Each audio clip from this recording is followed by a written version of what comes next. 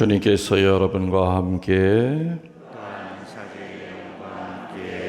마르코가 전한 거룩한 복음입니다. 주님 영광 받으소서. 16장 1절에서 7절까지의 말씀입니다. 안식일이 지나자 마리아 막달레나와 야고보의 어머니 마리아와 살로메는 무덤에 가서 예수님께 발라 드리려고 향료를 샀다. 그리고 주간 첫날 매우 이른 아침 해가 떠오를 무렵에 무덤으로 갔다. 그들은 누가 그 돌을 무덤 입구에서 굴려내 줄까요? 하고 서로 말하였다. 그리고는 눈을 들어 바라보니 그 돌이 이미 굴려져 있었다. 그것은 매우 큰 돌이었다. 그들이 무덤에 들어가 보니 웬 젊은이가 하얗고 긴 겉옷을 입고 오른쪽에 앉아 있었다. 그들은 깜짝 놀랐다. 젊은이가 그들에게 말하였다. 놀라지 마라. 너희가 십자가에 못 박히신 나자렛 사람 예수님을 찾고 있지만 그분께서는 되살아나셨다. 그래서 여기에 계시지 않는다. 보아라. 여기가 그분을 모셨던 곳이다. 그러니 가서 제자들과 베드로에게 이렇게 일러라. 예수님께서는 전에 여러분에게 말씀하신 대로 여러분보다 먼저 갈릴리아로 가실 터이니 여러분은 그분을 거기에서 뵙게 될 것입니다. 주님의 말씀입니다. 그리스도님 찬양합니다. 모두 앉아 주십시오.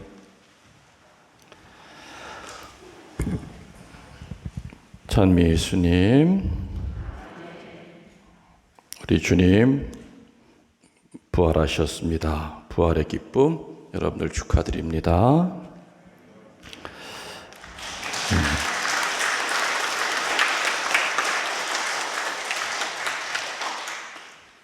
오늘 우리들은 2021년도 부활 성야 미사를 봉헌하고 있습니다.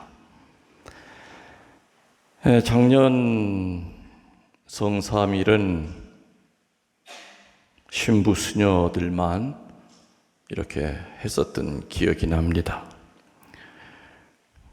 그래서 그때도 참 어떻게 보면 절망적인 마음으로 내년 부활 성야 미사도 이렇게 신부 수녀 모여서 이렇게 지내면 어떻게 될까 하고 걱정하면서 미사를 봉헌한 적이 있습니다. 기억이 아직도 생생합니다. 우리는 왜 기뻐해야 하는가? 여러분들 왜 기쁘십니까? 분명히 기쁘긴 기쁘시죠? 근데 왜 기쁘세요? 예? 미사 드릴 수 있어서. 예. 그것뿐입니까? 다른 건 없어요? 미사 드리는 거 기쁘죠? 근데 정말로 우리가 왜 기쁜가? 혹시 예수님 부활시켜 드렸다는 뿌듯한 마음이 있어서 기쁘신 건 아니죠?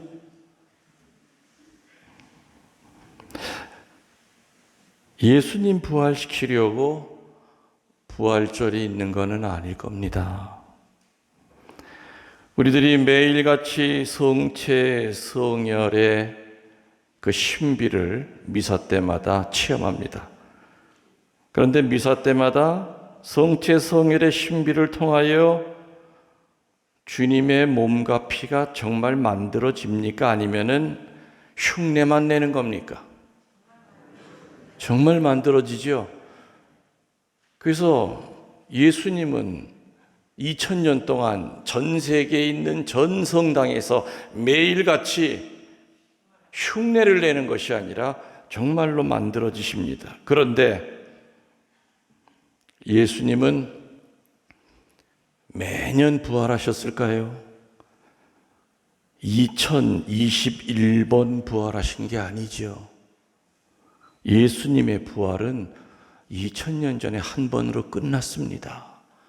그리고 그분은 어디가 계세요? 그렇죠. 그렇지만 동시에 미사 때마다 빵과 포도주의 형상으로 우리에게 오십니다. 그래서 우리들이 성체 성혈의 신비와 이 부활의 신비는 좀 다릅니다. 성체 성혈의 신비는 그야말로 미사 때마다 예수님의 몸과 피가 만들어지는 거지만, 이 부활의 신비는 포커스가 예수님에게 있는 것보다는 바로 우리 자신에게 있습니다. 우리 각자의 부활 때문에 기뻐해야 된다 이겁니다. 이제 아셨습니까? 예수님이 뭐 우리가 부활시킨다고 그분이 부활하고 부활하지 말랜다고 부활 안 할 뿐이 아니죠. 그분은 역사적으로 부활하셨습니다. 그래서 결국에 해마다 돌아오는 이 부활절은 미사 때 드리는 주님의 몸과 피를 축성하는 것과 다릅니다. 결국에 우리들한테 초점이 맞춰져 있어야 되죠. 우리 각자의 부활 때문에 기뻐해야 된다고 그랬습니다.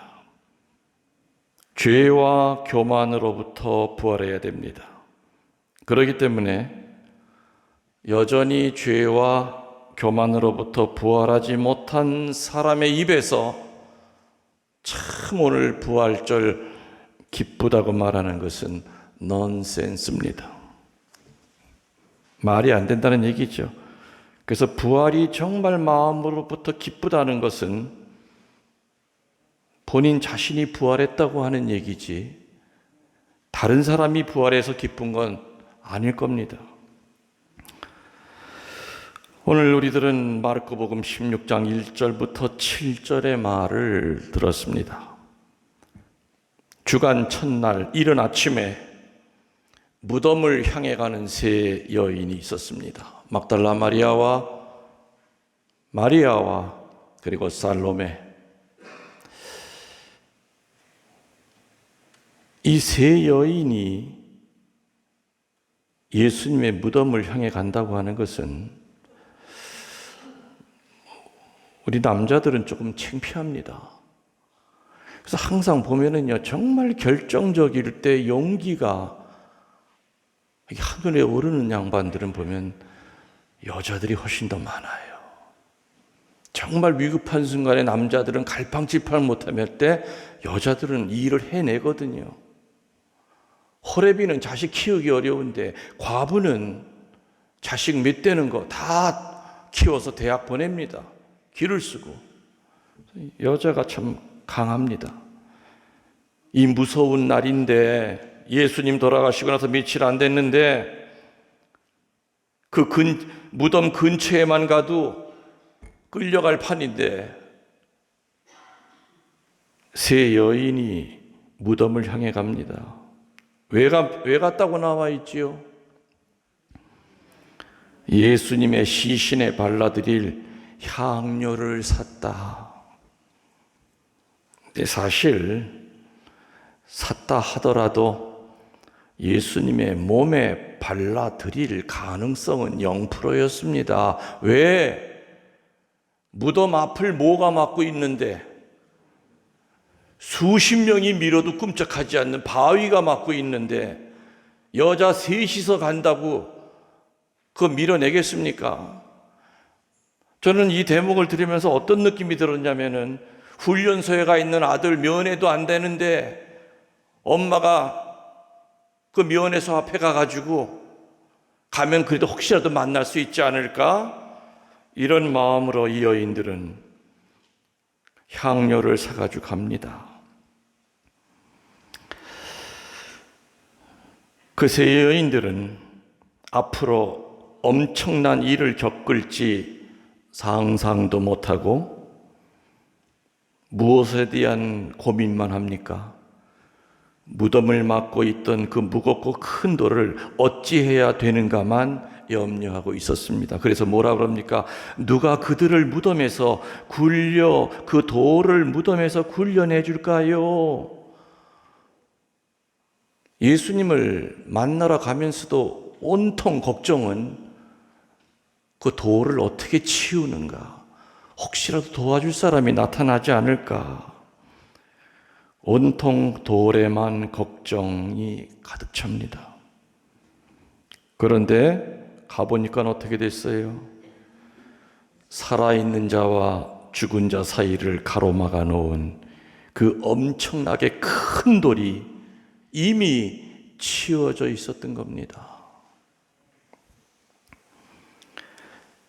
향료를 사가지고 가던 이 세 여인의 관심은 부활보다도 돌덩어리 자체였습니다.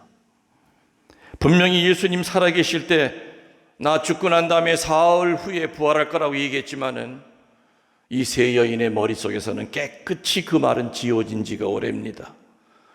어떻게 해서든지 예수님 그 시신에다가 향료를 발라드리는 거, 그러려니 돌덩어리가 가로막고 있다는 겁니다. 다시 살아날 거라고 하는 말은 기억도 못하고 오로지 돌에만 집중합니다. 마찬가지로 예수님의 순환과 죽음과 부활의 여정에 깊이 동참하려는 우리들을 방해하고 가로막고 있는 큰 돌은 없습니까? 미사에 오시면서도 부활한 예수님을 만나러 오기보다는 여러분이 가지고 있는 현실적인 걱정하면서 발걸음을 이 성당으로 향하신 분은 없습니까? 내일 일어나야 될 걱정스러운 일들. 여러분들은 분명히 오늘 부활한 예수님을 보러 집에서 떠나셨지만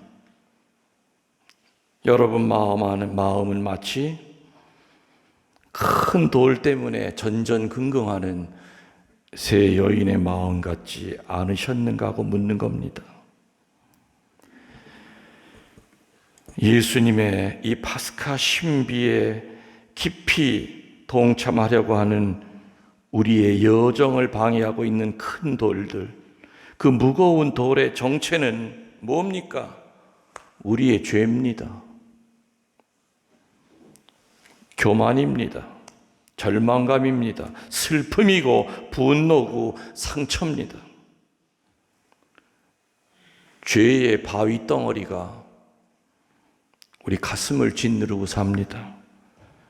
교만의 바위가 부활한 예수님을 못 보게 합니다. 절망감의 바위, 슬픔의 바위, 분노의 바위, 상처의 바위가 예수님을 못 보게 부활 신앙을 막습니다. 체험 못하게 합니다. 그래서 오늘 이 세 여인의 입에서 나오는 말은 이 무거운 돌을 도대체 어떻게 치울 수 있을까? 누가 있어 도와주기나 할까? 그런데 성경에는 눈을 들어 바라보니 그 돌이 이미 굴려져 있었다. 미사에 오면서도 걱정을 한 보따리 갖고 오셨던 분이라 하더라도 예수님의 부활보다는 이 미사 중에 그 걱정 풀어내놓고 그거 해결해 달라고 그런 마음으로 오신 분이라 하더라도 부활의 시간, 이 자리에 찾아온 우리 앞에 이미 예수님을 가로막고 있던 돌은 굴려져 있었던 겁니다. 그래서 우리는 기쁜 겁니다. 그래서 이제는 활짝 열린 무덤이 우리에게 말을 합니다. 이제 세상 걱정, 죄라고 하는 무거운 돌을 생각지 말고 부활의 옷을 입으라고 권고합니다. 죄의식이라고 하는 무거운 돌을 천사가 치워줬으니 이제는 하느님을 위해서 살라고 권고합니다. 로마서 6장 11절에 여러분 자신도 죄에서는 죽었지만 그리스도 예수님 안에서 하느님을 위하여 살고 있다고 생각하십시오라고 우리들에게 권면합니다. 파스카의 신비는 그리스도교 신앙의 전부입니다. 파스카라고 하는 말 뜻이 뭐라고 그랬죠? 거르고 지나가다라는 뜻이라고 했습니다. 파스카는 역사적이고 우의적이고 윤리적이고 신비적인 의미를 지닙니다. 역사적으로는 파스카는 죽음의 천사가 이집트를 지날 때 있었습니다. 분명히 역사적으로 있었습니다. 우의적으로는 우리 각자가 세례받을 때 믿음이 없는 상태에서 믿음으로 지나갈 때 파스카가 있었습니다. 윤리적으로는 죄 지은 영혼이 참회와 고백을 통하여 악에서 선으로 지나갈 때 파스카가 있습니다. 신비적으로는 삶의 비참함, 좌절감에서 영원한 기쁨으로 갈 때 파스카가 있습니다. 이제부터는 여러분 마음 안에 있는 무거운 바위를 생각지 마십시오. 여러분이 옮기려 해도 못 옮깁니다. 인간이 절대 옮길 수가 없습니다. 다만 우리들은 얼굴을 돌려 십자가를 바라보면 됩니다. 십자가를 바라보면서 믿음과 사랑, 열성과 경탄, 환희와 기쁨, 찬미와 환호로 예수님과 함께 파스카 합시다. 예수님과 함께 건너갑시다.